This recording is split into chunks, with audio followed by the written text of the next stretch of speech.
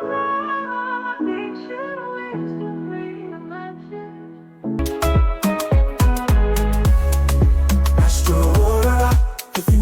the next Ka is a big one as well. Waaser, also called User, is translated to mean strength. It's translated to mean strong.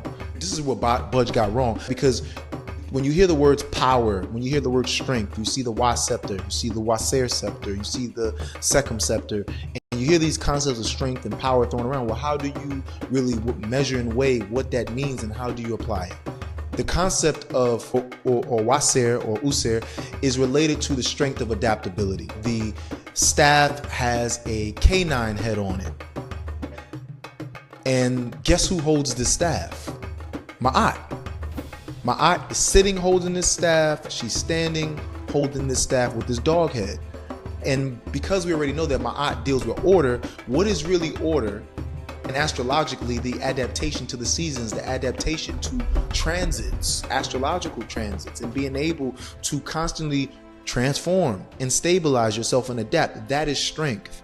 In the fitness industry, we will call this strength endurance. Your ability to stay strong and maintain a certain level of muscular contraction, not your maximum, but a certain level of muscular contraction over a period of time. And why there's a wolf head on it is because canines themselves represent an enduring capacity. When you look into animal science, once again, Kemites, the Kushites, very scientific. These placements of these animals and these plants are all not just symbolic, it's very real.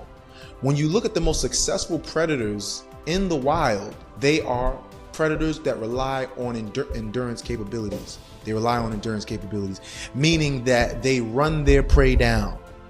The prey is tired. That's how wolves, that's how African wild dogs, that's how most canines win, by running you down. Endurance.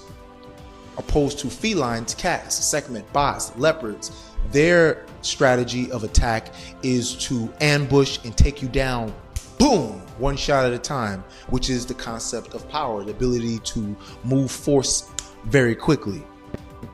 When you're working out and you're doing power reps, you're not going for 12 reps. You might not even be going for 5 reps. You're going for that one, that squat jump, that one woof movement of energy, that click of the nervous system, the fast twitch muscle fibers.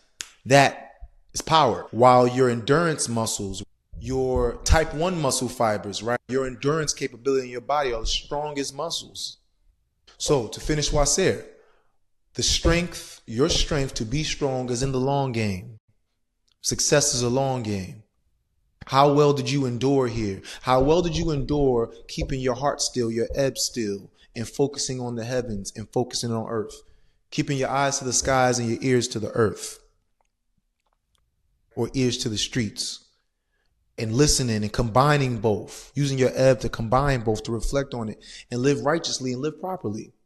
Meaning to feed your people, to feed yourself, to nation build, to establish communities, to establish nations. All of that was a part of my eye. When your heart is being weighed, the final judgment scene, you have the entire Shai there. Shai has been translated to mean fate, destiny. But other definitions of Shai is of wealth, values, and goods. Partly meaning you reincarnate, you're born and destined to have a certain wealth and a certain material. But you're also charged with what? Keeping that material. You're also charged with building it. Because even when you go to Africa, if you were to go to Ghana now, you will see people out on the street hustling, getting that money.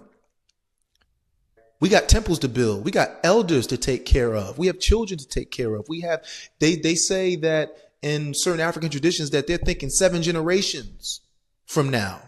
We got wealth. We got money to make, which is also a failure of many so-called spiritual religious organizations. They weren't even thinking 1 generation out. And then they profess to be living Ma'at.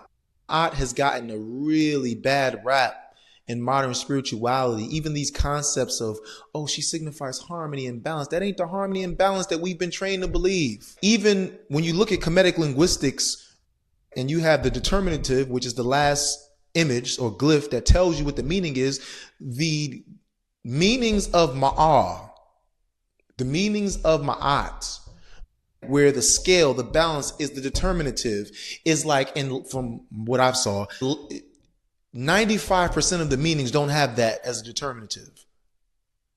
They don't.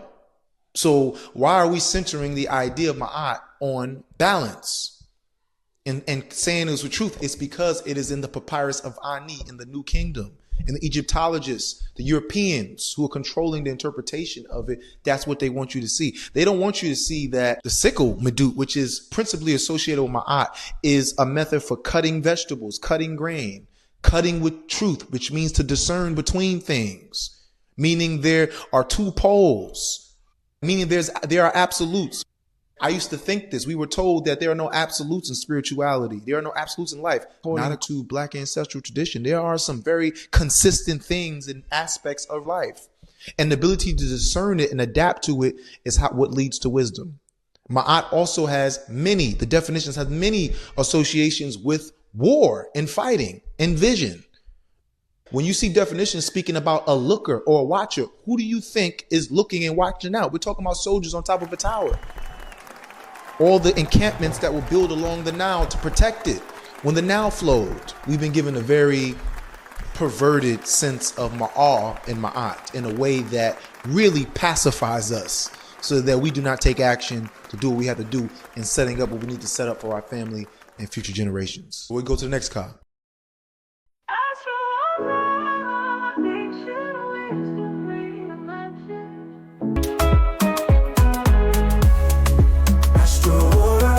The future is here.